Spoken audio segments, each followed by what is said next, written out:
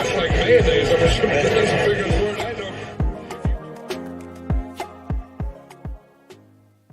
Hello, everybody. I'm Tom Viola from Unabated, and welcome on into our brand new NBA player props show, The Basket, with Adam Scherer of EVAnalytics. Adam, it is great to have you here. Hopefully, we've got some returning faces in the audience from our show, The Blitz, of course, over during the NFL days with Derek Hardy from all of your fantastic work at EVAnalytics. It is great to have you here. It is great to be back and getting some more prop action in for what remains of this basketball season here. I'm excited to be with you, man. How are you doing today? Doing pretty well. Excited to do the show. Excited to talk some basketball, talk some props. Should be a good time. Yeah, and of course, for everybody who doesn't know, yes, we are a little bit late to the game here when it comes to the NBA season, but hey, we are here, and we are going to be answering all of your prop questions every Friday. And I know what you're thinking, Tom, it's Wednesday. Well, there's kind of another big basketball tournament going on this weekend. So normally we're going to be here on the Friday slate. We're going to be chatting with you every Friday, just like Derek and I were, noon Pacific, 3 p.m. Eastern. But today we're coming at you for this very special one on a Wednesday. Starting next week, you'll be able to tune in every Friday. But of course, we are here and we're here live. So we want to be answering your questions. So feel free to throw any of your prop questions in the comments. We will get to I want to say each and every one of them today. Hopefully each and every one of them. We'll see how that goes on Fridays when we have a ton of questions, hopefully rolling in as we go, but we're going to try and get to everyone's. And of course, we're going to be talking through, Adam, some of your plays as well. Also, if anyone wants to take bets on how many times I accidentally call you Derek out of sheer force of habit, I'm setting the over at least 2.5 here, my friend, because I've already almost done it once. I unfortunately do not have the hair.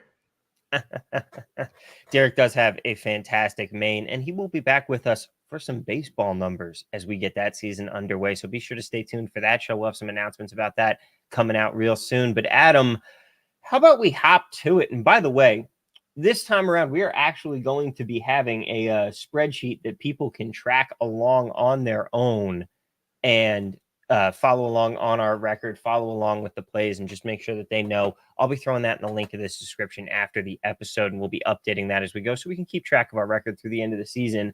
But how about we get started using some of your projections from EVAnalytics in the Unabated prop simulator here. And the first guy that we're going to have here today is Tyrese Haliburton. What are we looking at when it comes to Tyrese? Yeah, so we're looking at the under 10.5 assists on Haliburton. It's a pretty scary spot, I think, to get to. The board today in general doesn't have a lot of stuff that I think you feel great about, but he's not been as good since coming back from his injury. I think that's pretty well known. And you're getting plus money here. The thing that really stands out is that over the course of this season, 20.8 potential assists per 36 minutes for Haliburton, 11.3 assists per game. But over his last 10, only 17.5 potential assists per 36, pretty much the same number over his last 5. Generally not going to care too much about, trends over the last 5 or 10 games. But when you have somebody who it's reflected in his opportunities, not just the results of what's happening. His assist opportunities are down. We're getting plus money here and now. This line has moved from the open against us. It was minus money when it opened. Now it's, plus 120, it looks like on DraftKings. So that's not ideal. Like, you don't really love to see that. But again, there's not a lot of sort of slam dunk bets available right now. And it is encouraging that his opportunities have been down pretty consistently since coming back from injury. Also, while it is a good matchup for him, Detroit, bottom 10 in adjusted defensive rating this year, top 10 rather in pace. They're actually only in the middle third of the league in assists allowed per game. So still, a good spot, but maybe not as good a spot as you would assume playing Detroit. So getting plus money here, it projects as a pretty good play. And if we see, as we were talking about it right there, FanDuel just moved off 11.5 minus 140. You knew the next move coming. When you see a move that, when you see a number that heavily juiced, you know the next move coming, it's going to drop it down. And there they go. 11.5 goes down to 10.5 plus 104. And if we look at the simulator here, what it says that this line should be based on the projection that we have that you are providing for us here, Adam. What these numbers are telling us when we look at these percentages is saying this is the percent edge you have. And of course, these projection sets, no matter how great they are our best guess as to what's going to happen. It's not a hard and fast edge. We're not saying go full Kelly and bet 19.5% of your bankroll on this number here. But based on what we have here, the simulator is saying, okay, well, if he's going to average 10.32 assists over the course of 10,000 games of this Indiana-Detroit matchup, well, we think that the true price should be minus 119 on this 10.5 number. And since we're getting it at plus 120, that right there is an edge for us. And that's what we're all about finding here. As Adam, you mentioned, we're getting some good plus money on this number. And it's not that we're trying to build a narrative. We're not trying to look and build a narrative for why we think this is going to happen. We're just looking at the numbers and saying, hey, this is what this price should be. This is what this price actually is. And because the price that it should be is, quite frankly, not better than what it actually is, we have an edge. And that's something that we want to play. And that's how we look for good value, right? Yeah, exactly. Yeah, perfectly said. That is going to be something that we're going to be talking about plenty on this show. Derek in the chat saying he'll take the over on how many times I accidentally refer to you as Derek. And Jermaine Cole joining us saying, so good to get Adam's perspective. I completely agree. And Adam, before we move on to our next player here, we've got a question coming from Radwan Sabin, who wants to know a lot of heavy favorites today. Only one game has a spread under 9. Should we be concerned about blowouts? And that is something to be very concerned about. I know we've already mentioned the slate today is a little bit ugly. Yeah, I mean, I think that the spread is what it is, and it's going to be baked in to some extent to your projections, to your minutes. So I don't think it's something, or it isn't something that you want to be double counting and just saying, oh, well, this game has an 11-point spread, so this player projects for 15 points, but really it's 13. Like, you don't want to do anything like that. But what it does do, and this always exists, but obviously as the spreads get wider, it's more likely. It does give you more outs for betting unders. It's just another way you can win, unders. And we just talked about the under for Haliburton. That game has a 10.5-point spread. So there is some chance that even if he comes out and he's racking up assists and he's playing really well, and it looks like you are going to lose your bet, he just doesn't play the fourth quarter. Like, you have that out as well. So it is something that, I don't think that you don't want to be double counting it. You don't want to be completely changing projections because of spreads. But yeah, the bigger the spread, the more the blowout risk. And obviously that does open the door for some guys to play well and then just lose a quarter and not get there. David Hayward also has a really good question for us, mostly about your projections. And he wants to know how/when do your projections account for questionable and other injured/uncertain players? And that is a good thing to talk about, because quite frankly, when we're looking at them right now at noon Pacific, there's a lot of news that's going to come out over the next couple hours. How do you handle that? Yeah, and that's something I think you really want to be careful with, because right now, the perfect example right now is Jimmy Butler unders look really good in a lot of different markets right now. If you're just looking at the projections and you are unaware that Bam Adebayo was added to the injury report and that he's questionable. I didn't include any Jimmy Butler unders in this segment because if Bam gets ruled out, those are going to change. Giannis was a perfect example too. I bet a Damian Lillard under when the line opened last night. Unfortunately, Giannis got ruled out. That bet is essentially dead now. So yeah, it's something you just want to be aware of. Like, when guys are questionable, they're generally going to be projected in, and it's going to create a situation where if they get ruled out, the numbers are going to move for their teammates. So you do just want to be aware of injury reports, I think, and be hesitant in taking unders on players that are going to be heavily impacted. So again, Jimmy Butler being the perfect example where if Bam gets ruled out, his assist projection is going to increase, his point projection is going to increase, etc. If we had Jimmy Butler overs looking like good values right now, it wouldn't really matter about Bam, because if he gets ruled out, they're just going to look better. But you want to be careful betting unders when you have questionable teammates, for sure. Yeah, it's definitely something that you need to watch out for. And of course, then the flip side is if you're betting unders on a guy who gets ruled out, well, it doesn't matter because your bet just gets voided. So you don't have to worry about that. All right. Let's move on to our next player here. We've got 3 props to talk our way through. We've already mentioned Tyrese Haliburton, but now we're going to be switching over to Bobby Portis. And we're going to be going into the rebounds market this time. What are we looking at here with Bobby? Yeah, so we have Giannis out today. Portis has not been starting in place of Giannis so far this year. 4 games without him, hasn't started. That is something that potentially completely messes this bet up. If you get if you bet the under right now and we get their starting lineup in 4 hours and Bobby Portis is starting, that's not going to look great because it would tack a couple minutes on his projection. But so far this year, 27.9 minutes per game without Giannis. So it's not like we haven't seen an increase in playing time. It's just not quite as big as you saw last season, for example, when he was starting. Rebound percentage does go up. So this is one of those bets where, like you were saying before, there's not a lot behind it in terms of narrative. Like I can't sit here and give you great reasons why the Bobby Portis under looks good, other than he in 27.9 minutes, which is what we have him projected for, projects for 8.05 rebounds. And as you can see in the simulator, that gives us a nice edge on the under here at plus money.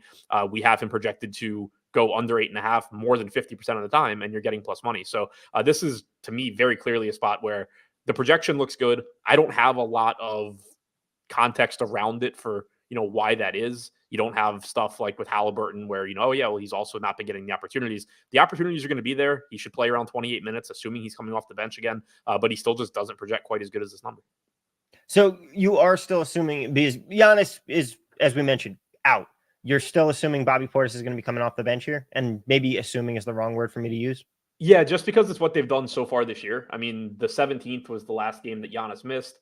You got a starting lineup of Lillard, Middleton, Beasley, Crowder, Lopez. That can obviously change at any time, but Portis still played about 30 minutes in that game. They've just preferred so far this year to keep bringing him off the bench and getting him, 28 to 30 minutes as opposed to 30 plus like he was playing last year. So if you were going to be betting this, would you want to hit fire on this now? Or would you maybe want to wait and see what the starting lineup's going to be? I think ideally I'd probably wait. I'm relatively comfortable that they stick with the same starting lineup since it was 3 days ago, the last time that Giannis missed a game. They beat the Suns by 11, so it's not like they have any impetus to change their lineup. None of the guys that started in that game are out today. So there's no real reason that I expect them to change it. I think it's fine to bet now. That being said, the line hasn't moved basically since it opened. So I don't think that there's necessarily a rush to bet it either. It's not one of these lines that you're just seeing it, keep creeping down.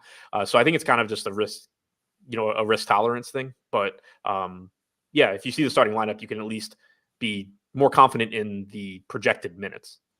And of course, speaking of some line movement here, we're seeing a tiny bit of movement from FanDuel. But one thing that I personally like to use, and it's not that I'm using it as my be all end all, it's more one of the guideposts that I like to look at, because my process is, of course, I'm using these projections. I'm uploading them into the prop simulator here, running my numbers and seeing where we find an edge. And then from there, I'm looking at these and I'm looking at those FanDuel numbers a little bit. I'm keeping an eye on FanDuel and I'm saying, okay, where are they in relation to the rest of the market? Same thing with Caesars, but a little more so on FanDuel, just because they're known. You can't really have a sharp player prop book, but you have some books that definitely do have a little more market influence than others. And I think FanDuel is one of the top ones there. I like the fact here that they're already down at minus 106. They were at minus 108, but that's not really a huge move at all. And then you see over here at BetMGM, our best line available right now, we've got 8.5 plus 110. That's something, when I see that I'm on the opposite side of FanDuel as the best line, I'm feeling okay about that. Yeah, completely agree with that for sure. All right. This third player that we've got here, we're going to be going into a little bit of a combo move here, and we are going to be looking at Deandre Ayton. What are we looking at with Ayton here tonight? Yeah, so we have the under 32.5 points plus rebounds for Ayton. This is another game where somebody had asked about spreads earlier. Double-digit spread. The Blazers are 12-point road dogs to the Clippers. So right off the bat, you have that, as a potential out if Ayton's playing well, which he has been recently. Certainly scary to take DeAndre Ayton unders right now. It hasn't really been working out very well of late. But the Clippers are allowing the 6th fewest rebounds per game. It's not like it's a good matchup at all. There is plenty of blowout risk. We haven't projected quite a bit below that. I think it was 32.5 number. So looks like on your screen, it's 33.5 now on FanDuel, but we haven't projected below that. We have it winning very often. Real quick, this just came across the wire about 5 minutes ago, and Ricky Slade in the chat pointing it out for us. That's what I love about the chat that we have for these shows, is these guys are on it when it comes to finding best numbers out there in the market. When it comes to injury news, they help us out during the show. Ricky, we really appreciate you. He says Anthony Simons now questionable. I knew this couldn't be Ben Simmons, because if he was questionable, that would be massive news that he would actually play a basketball game. But Anthony Simons is questionable in this game. We a little worried here? Yeah, so that's, I think, the perfect example of what we were just talking about with the questionable players. Now Deandre Ayton is kind of Jimmy Butler. Like I wouldn't want to bet this under now. I'd rather just wait, especially with the midday downgrade. It all still comes back to risk tolerance, but generally when you get that midday downgrade, it's more likely that those guys don't play. So it's even different than if Anthony Simons had just been questionable since last night and you're just saying, okay, well, I'm going to take the under here. Hopefully he plays because this projects as a really good play if Simons is in. It's a really risky under now with Simons out. Clearly you don't expect the rebound projection to change much, but the points projection would. The blowout risk, increases even a little bit more without Simons as well. But that's something else to keep in mind when you're deciding what to do with questionable players. Not only are unders in general going to be riskier, but keeping in mind what the questionable player contributes to the most. And with Simons, you're talking about assists, you're talking about scoring. So if this were just a straight DeAndre Ayton rebounds prop, I wouldn't care too much about what Anthony Simons is doing necessarily. But since the points are included, it's not really a spot that I would want to get to now. Yeah, and the Trailblazers for me have been a team this year that I am very scared about betting on. Them and the Grizzlies. You just don't know who's starting for them in any given week. Yeah, and they have no incentive to do anything logical or rational. And also from that standpoint, this isn't like it's a marquee matchup where Anthony Simons really would like to be out there on the floor. I'm sure the Blazers do not care if he plays tonight or not.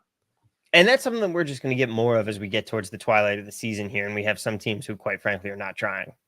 Yeah, absolutely, without a doubt. And the inverse of that, you'll actually get occasionally some games where it matters for seeding and teams are going to really care if they win. But you're going to get a lot more of our season is over. If anything, we'd rather lose games. And it generally gets really, really interesting this time of year. All right, so those were our three plays that we had. We had Haliburton assists, Bobby Portis rebounds, and DeAndre Ayton points and rebounds. We're going to be knocking out that DeAndre Ayton one, obviously. We're going to say that we have just two for the night, right? Yeah, not taking Ayton here. Now, if, later on, if Simons gets ruled in and this line is still where it is, then it's probably still going to look like a good bet. But I wouldn't take it now just because it seems so likely that Simons ends up missing. Yeah, and so for the purpose of our clarity and our tracking with the records, if something happens after the show, we'll deal with it. We'll take it as a bad bet. Up until now, we're telling you, hey, watch out for this. Don't bet it if that happens. So we're not going to count it for our official record. We'll have two plays here today, but we do have a question coming in. Radwan Saban wants to look at Caris LeVert assists. So I'll go to that in the simulator. You want to tell me what you have LeVert projected for at the moment? And I will run this through because he's looking at the fact that there is no Mitchell tonight, and LeVert is averaging 9 assists in the last 5 games here. But what do we have him projected for tonight? We have LeVert at 7.27 assists in 35 minutes tonight. All right. So if we plug that into the simulator here, we're not really seeing any sort of edge here. I don't know if EVAnalytics is showing you anything different, but from here at the Unabated simulator, kind of saying not much that you want to take here. Both of these numbers seem pretty fine. Yeah, seems pretty much in line with the market. Not any edge really showing up there. Now, what I wish we could do, and what we will be able to do in the future when I figure out how to format our numbers into a CSV file that'll work for us, but we will be able to also take a look at the market-based projections here and blend those in with the EVAnalytics numbers. The market-based projections that we have, they're really just looking at what the market has as a whole and using that to help you spot outlying numbers. We got no outliers here either. So both ways, not really looking like a great bet for you there, Raid One. And by the way, want to remind everybody, we're live right now on both the Unabated YouTube channel and our new Unabated channel, Unabated Live. This is entirely an algorithm thing. We are going to be switching this show after maybe the next 2 episodes. We're going to be switching this to only be on the Unabated Live channel. So be sure to start watching us on there. Follow Unabated Live if you're not already subscribed to that channel so that you'll get the notifications. And also, do me a favor, smash that MF like button for us. It does help the algorithm. It does help out. I see we got like 75 people watching right now. Just hit that like button real quick. It helps out. It helps the show. We love having you guys here. We know that this show is going to grow even more over the course of the next couple of weeks as we hopefully hit on plenty of bets here for you. But right now, we want to take any other questions you have. We'll talk a little bit more before we head out. But if you have any questions for us at all, any player that you want to look at, be sure to fire it into the chat right now, like Joseph Ramirez did. And he said, I made the same comment to you before we got on air here that your hat, Adam, is not quite for the sport that we're talking about here. But Joseph Ramirez wants to know, better to bet on the O's first team to 10 wins or last team to lose this season? I mean, why not both? They both win when they go 162-0. God, there you go. That's the way it goes. I fill in here. I'm based here in Las Vegas, and I am a fill-in radio host for a local sports radio show out here too. And the producer is a massive Orioles fan. And I guess it was 2 years ago now, because last season they were kind of expected to be decent, right? Yeah. 2 years ago, he had a running bet with the main host every single time. The show ran Monday through Friday. Every single time the Orioles won, they would play the Oriole fight song on the show. And oh man, the host did not make that same bet the next year coming back because it was too much Orioles fight song. Yeah, they were for sure one of the best teams to bet that year. Like if you would just bet money line on O's games all season long, you made a lot of money. Yeah, I mean, that was absolutely fantastic. But bruh, KGB wants to bring us back to basketball here, saying his projections showing some EV on Pascal Siakam over 3.5 assists. What do your projections show? And just by the way, to clear anything up for people, the EVAnalytics projections are simply EVAnalytics NBA projections. The basket is just the term that I made up for this show because I was feeling rather dumb one day. For Siakam assists, we have 4.14 in 32.5 minutes. Okay. 4.14 on Pascal Siakam. Let me enter that here. So we have the over 3.5 on DraftKings plus 120 as a good bet, actually. And you've got plus 128 at FanDuel right now. It looks like you've got a 33% edge there. Again, edges are guesswork, not a complete edge, but yeah. We're at KGB. By the way, welcome back. Don't think I don't recognize you from our from the Blitz, but yeah. So we're showing a pretty good edge there. That's something that I might want to take a look at. Little wary about the fact that FanDuel is the best line on it, but that doesn't mean that it's the be all end all, and I'm not going to bet that because of it. Hector wants to know what you show on Jimmy Butler turnovers, and this is one we don't have the ability to simulate out. So rather than try and do that over the projections, I don't have it. You don't have it either. No. All right, so we got nothing for you there, Hector, on turnovers, unfortunately here. An interesting one. Can you break down by quarter? Because M. Rojas wants to know Draymond Green over 1.5 points in the first quarter. I'll tell you, if I bet is under, he's going to sink like 5 3-pointers in the game because for some reason he decides to chuck up threes every time I do that. But 1.5 points first quarter. Do you have anything for him here? I don't have anything quarterly. For the game, we have a 8.8 point projection. 8.8 point projection. Any thoughts on how you would break that down for a first quarter market? Not particularly, no. Yeah. All right, Rojas. Well, let's see. Just for fun, let's do the Draymond Green points projection for the full game and see if we've got anything there. Yeah, I mean, Draymond typically plays a standard rotation in the first quarter, but yeah, 8.8 points. We're liking the over. So if you want to take it in the first quarter, I guess go ahead. I'm not really comfortable giving you any advice on that, but we're certainly seeing an edge when it comes to the full game projection here. And Brooke KGB says, good stuff, gents. Looking forward to keeping up with the new show. Hey, we're happy to have you here. Constantinos, real quick, he wants to know if you offer decimal odds on EVAnalytics. Do you? By the way, just so you know, for Unabated, we do offer them here. You can switch it right there, so you can use Unabated for decimal odds. Looks like we have American in the projection model. Mm-hmm. And then another question here comes from Elliot Nelson. He wants to talk about Duncan Robinson 3-pointers. Do you have anything for 3-pointers? I will in a second. All right. We don't have those as one of our simulation options here, but we can at least look at the market here on Unabated. Wait.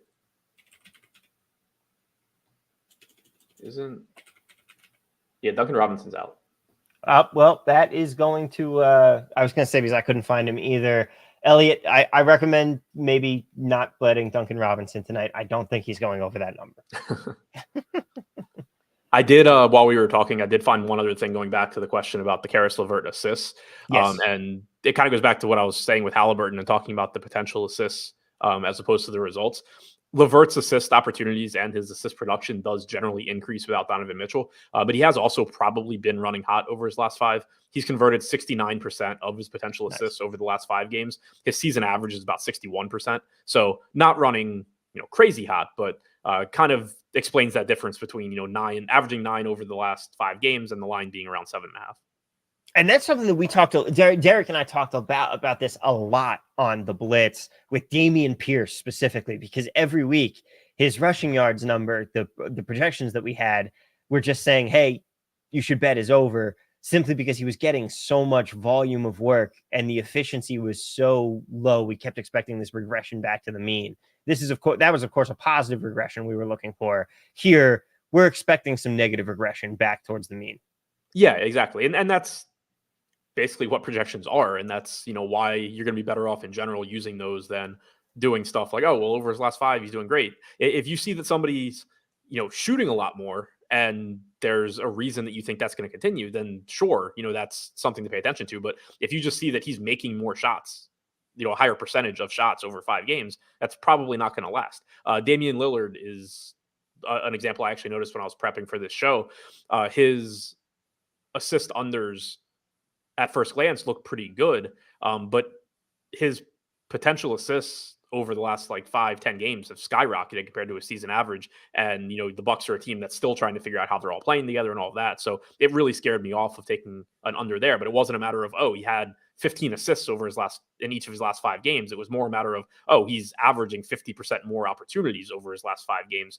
That's something that is going to actually scare me off as opposed to just the result being there.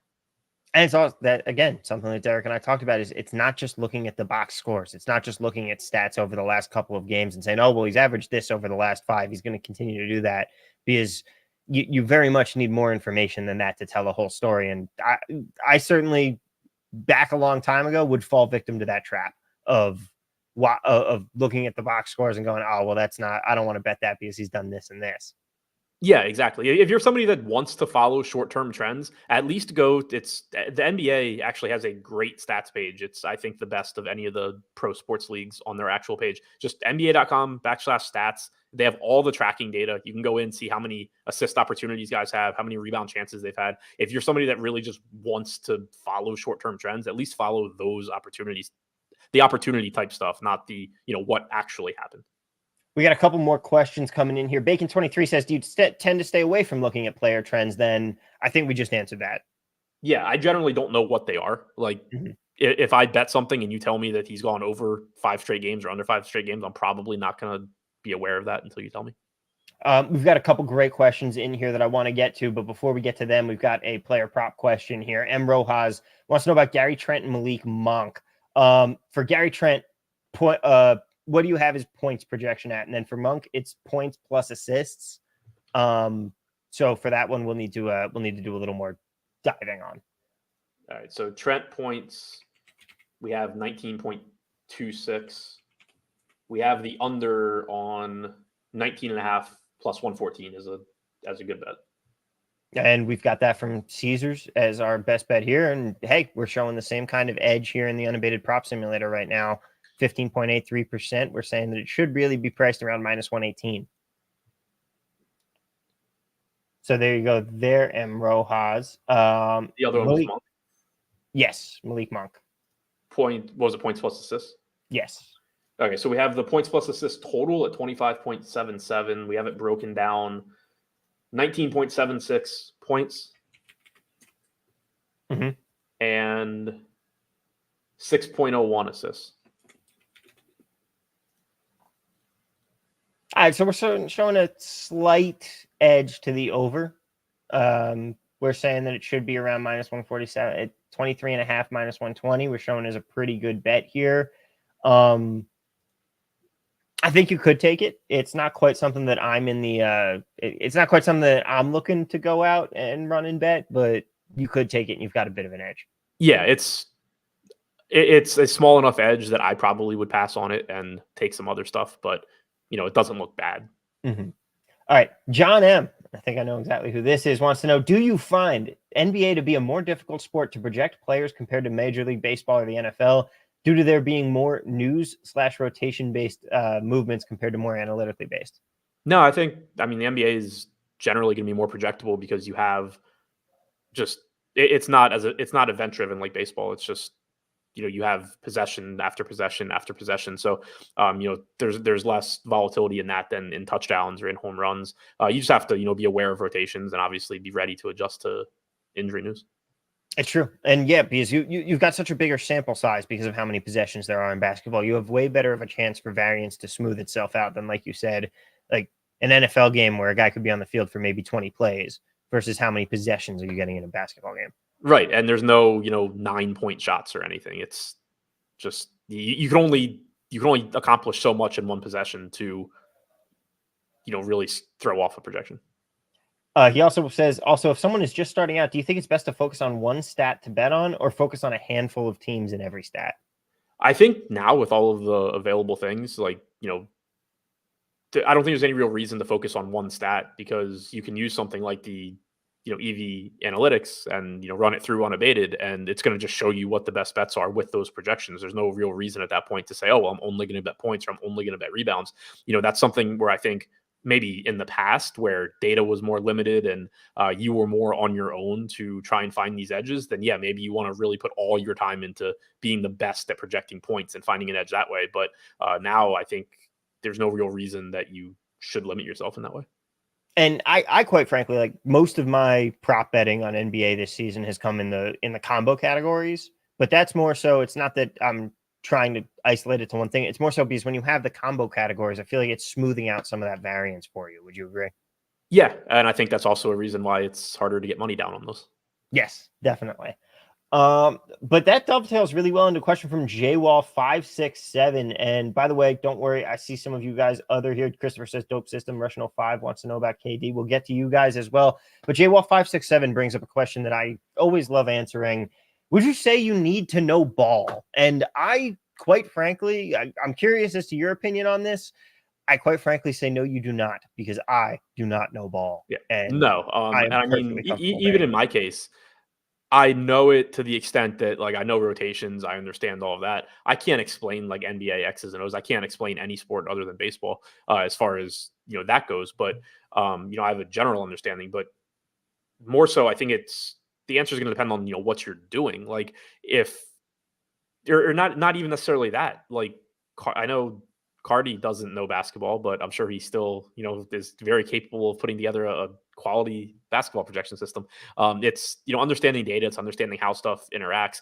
I would say the only thing that, maybe you need to know ball, like for NBA, is, again, you do get, in baseball, you get a starting lineup. In the NFL, you get a starting lineup, but you still are going to have to try and project, how often the wide receiver 3 is going to play or whatever. NBA, you're not getting any sort of set minutes. You're not getting told before the game how many minutes everybody's playing. So you have to be aware of how to project minutes. But no, I think, just understanding like basically the game that you're playing and understanding the numbers behind it is really all that you need. Yeah. I think it definitely helps that for me in my personal prop betting journey this season, I think it's helped a little bit as far as just the basics. Like, I go and I see a number, and it's more so that I can understand the markets and say, hey, why is this number so far off here? What's going on? Are we moving this way? Or are we moving towards the over? Are we moving towards the under? And why that is?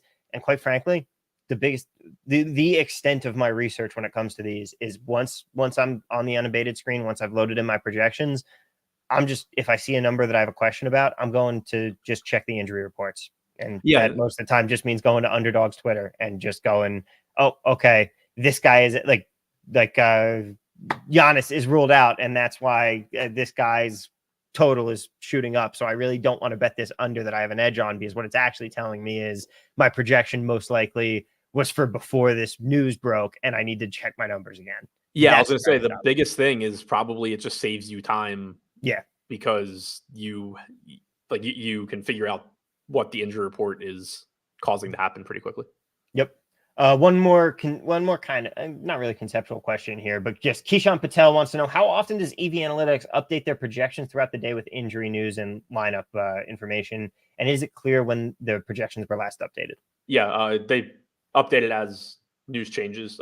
There's a timestamp on the page. So I just refreshed the page. Projection update 11 minutes ago. Odds updated 2 minutes ago. There you go. Okay, let's get back to a couple more questions here. We've got a couple more questions. Mike Maddox says, any plans to get these projections added directly onto the onto the Unabated menu for subscribers of both? Yes. We'll see if it happens this season, though. It's a lot of engineering work for our team. We're doing our best. We'll see if we get them before the end of the season. However, they will be here for next season. I promise you that.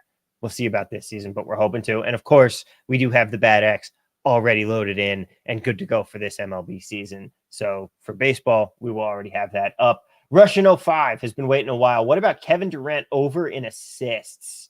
His 3.5 is at -165, but his 4.5 is around +130. He's intrigued by the plus money here. Let's find out if he has any value. What are you seeing on KD? Yes, we have him at 4.6, which isn't looking like a huge edge. It's kind of similar to, I think it was the Malik Monk one.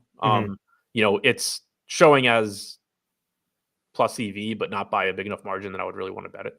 Yeah, I think that's where I'm going to. I mean, if you want, like that 4.5 plus 125 at Sugar House, maybe take a shot on it, but yeah, not something that I particularly want to take either. I'm looking for stuff above 10% when it comes to the projections. Yeah, especially when you're using straight projections and not regressing it to the market. Yes. Now, hopefully one day I will be able to figure out how to get our stuff so that we can regress it to the market right here. So we will hopefully have that for you next show, because I'm going to get back into the lab and figure out how to do that. And then we will be able to show you even more with market-based adjustments. Let's see here. The next question that we've got, Elliot Nelson says, what's a big enough edge for you guys? We kind of just answered that. We're looking for stuff over 10. When I'm using straight projections like this, I like to go with stuff in the 10 to 30 range. And then once you get to like 40/50, I'm looking at my projections and going, okay, what did I miss? Yeah, I was gonna say I'm kind of the same. If I'm using raw projections, I'll generally bet stuff that's 10% plus, and then when it gets really high, I assume that I'm wrong somewhere. If I am regressing it to the market, I'm more comfortable betting stuff in that 5 to 10% range. But usually I'll bet anything like 10% and above. Yeah, same here.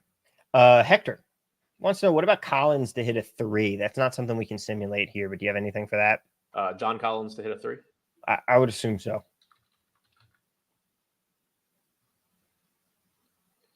We have him projected for 1.19. Looks like over half of a 3 at -188 on FanDuel is another one of these that like is plus EV, but also not something I would bet. Yeah, I'm seeing FanDuel has moved to -196. Yeah, so it's probably like completely neutral. Yeah. Well, you can take a coin. Actually, we have the break-even number at -196. Well, there you go. Do you want to flip a coin? Flip a coin. And Rojas asks you any soccer projections in the future, stuff like both teams to score goals over under. I don't know if that's something you have any knowledge on. That is not something I have any idea about. Yeah. We're hoping to one day have some soccer tools, one day probably next year, in all honesty, but we're hoping to eventually get some soccer tools up on Unabated as well. I'm a big soccer guy myself, so I'm very excited to get that going as well. But for now, it looks like we've hit every question here. Christopher just says, I'm a dumbass. No, you're not, buddy. There are no such thing as stupid questions, especially when it comes to something like this. And his question is, what does regressing it to the market mean? Dude, that is the furthest thing from a stupid question. That's absolutely the kind of thing that totally reasonable to be asking. Regression of the market, if you want to take this, Adam, but it's basically we're taking a projection set and we're also blending it in with numbers that more so are looking at what the market has to offer, but you might be able to offer up a better explanation of it than I can. Yeah, no, that's what it is. It's kind of just smoothing out the edges, because every projection system is going to have biases and no projection system is perfect. And if you're going to factor in, like, as a whole, the market is generally going to be sharp. Now, it's going to be less sharp on props than it is on game lines, for example. That's why there's more of an edge in props, but you're kind of just using like wisdom of the crowds as a way to smooth out the edges on your projection. And you can just be a little bit more confident in the edge once you've done that. If you're putting in your projection and it's telling you that you have a 50% edge, kind of like you and I were saying before, there's a pretty good chance that you just projected minutes wrong or something like that. If you factor in the market and, the market is saying this guy projects for 18.5 points and you haven't projected for 28 points for whatever reason, it's going to pull that number down and it's going to give you a better estimate of what the actual edge is. I like to imagine it like you're taking sandpaper and you're smoothing over your edges here a little bit just to get you a little bit more accuracy and bring it down a little bit more. And once we have the ability, once we have basically once I turn the EVAnalytics projections into a spreadsheet that I can upload here using my custom projections, you can actually go right here on Unabated, go to blend projections and just hit include on market-based projections. And I personally like to dash them in for like 20%. And that's how I use my blend. And that is how I incorporate market regression. So you don't even need to do the fancy computer math that I absolutely am not able to do there, Christopher. So we are going to be heading out here. I think we've got everything. Jorge wants to know, is this going to be Adam's new home? Well, we're going to be here. We're going to be doing the show, but no, Adam, you're very much still working over at EVAnalytics. Yeah, I'm still, I'm doing this show for them. Mm-hmm. All right, Adam, man, we went 40 minutes today. I did not expect us to be able to go 40 minutes off of 3 props, but shout out to the chat, asking us questions, bringing the heat for us today. I think we're off to a great start here with the show.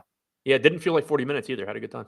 You really didn't. I had a great time as well. Thank you so much for being here with me. Of course, if people want to check out you and the fantastic work you're doing, they can head over to your Twitter at ShipMyMoneyDFS, but they can also use the link in the description of this video to head on over to the EVAnalytics website where they can check out your NBA projections, as well as, of course, use the other link down here to get yourself started with a free trial. Sign up for Unabated as well, because they work together like cookies and cream. 2 great things that go great together. The EVAnalytics projections and the Unabated prop simulator here. If you want an idea of how to use both, if you want a one-on-one hands-on session, you can sign up in the link below, and it will be me hopping on a Zoom call with you to walk you through how Unabated works, and we'll even hook you up with a free trial here. So just use the link in the description below. And Adam, thank you so much for being here with me. I am excited to see you again Friday, not this Friday, next Friday. We'll be here at our normal time of 12 p.m. Pacific, 3 p.m. Eastern time, and we'll be ready to go for the rest of the NBA season. It has been a pleasure here being with you, my man. I'm excited. Yeah, it was a good time. Looking forward to coming back.